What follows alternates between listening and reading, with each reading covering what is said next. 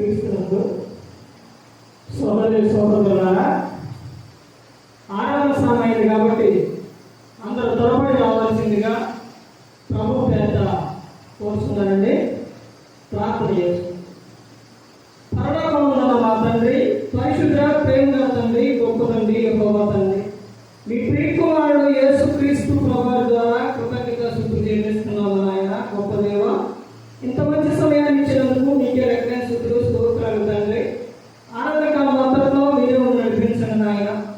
ఎంతమంది అయితే త్వరపడి రావాలనుకున్నారో అంతమంది త్వరపడి వచ్చే భాగ్యంగా ఇచ్చేయండి తండ్రి.